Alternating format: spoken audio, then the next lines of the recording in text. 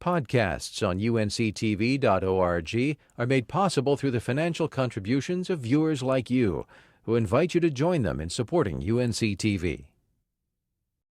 Thousands of motorcyclists make their way to the mountains of North Carolina each year to ride the roads of the region. But as Rob Holliday reports, there's another attraction for two-wheeled enthusiasts to include in their travel plans. I was a motorcycle dealer for many years. And Dale Wachsler's 2009 Sportster is proof. He's head over heels for Harley-Davidson's. Truly a great bike. As impressive as the 09 bike is, though, one of Dale's bikes from 05 is also pretty special. It's an 05 model, all right, 1905. In Maggie Valley's Wheels Through Time Museum, this Yale, California is one of several turn-of-the-century creations in place to turn a few heads. What my real vision was really ascertaining and preserving what I consider, the best pieces of American motorcycle history in the world. So you won't find Hondas or Ducatis, but Harley-Davidsons are well represented at Wheels Through Time, along with the iconic Indian brand and several makes that rode into extinction, like the Henderson or the Thor or the Hemi Head Crocker, or the Flying Merkel, or the Elk, or the Traub, or the Dayton. Even the Excelsior, once a member of the Big Three of American motorcycling, along with Harley-Davidson and Indian. It's a collection of about 325 or so machines on the floor that represent from the very earliest days American motorcycling history.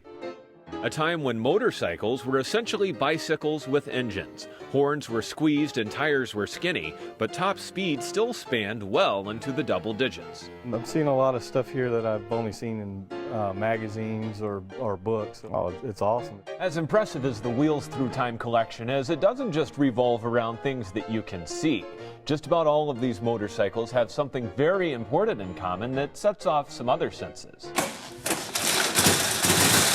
At the Wheels Through Time Museum, sound, smell, and touch are just as important as sight.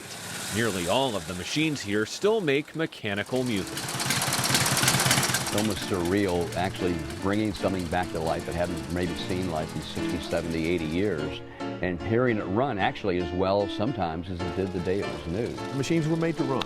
They weren't made just to sit and look at. Yes, I would argue they're objects of art, but they are at the same time mechanical devices.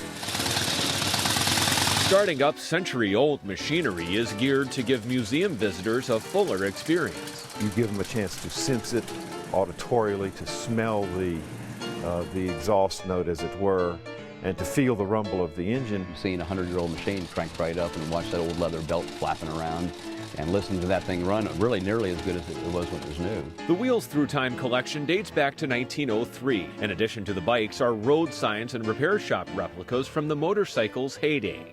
Dale Wachsler's been collecting the bikes for decades. And when I was 15, I had the opportunity to find an old bike in a barn and bought it, got it running right in the barn and drove it home.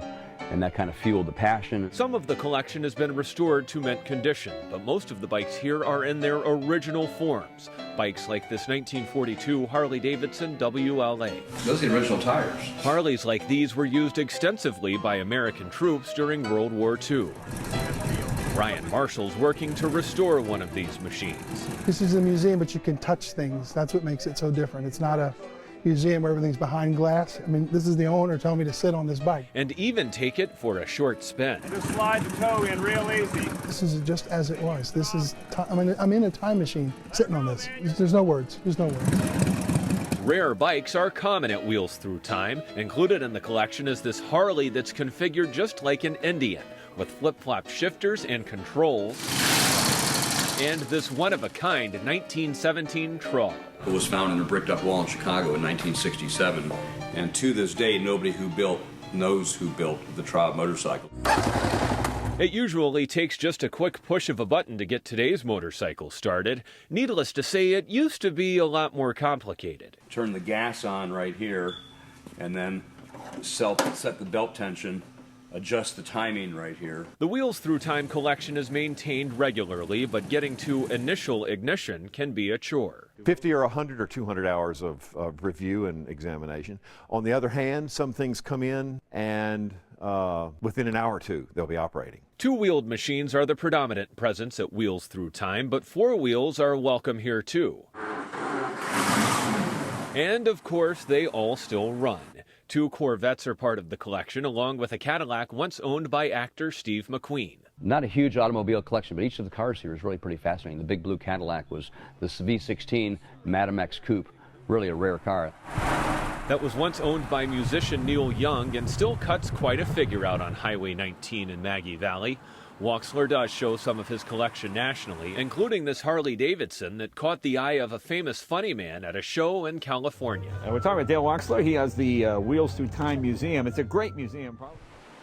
Back in the mountains of North Carolina, the museum and its collection draw people from around the world. Tad Hunter only came from Winston-Salem, but he's still thrilled to walk through the door. There's always something new.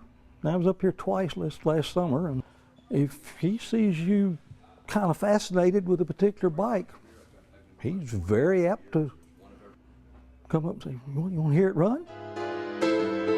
That's just the way Dale Wachsler and his staff want it. As much as they enjoy bringing antique machines into the modern day, their main goal is taking visitors back in time. Wheels Through Time is open from late February to late November and generally closed on Tuesdays and Wednesdays.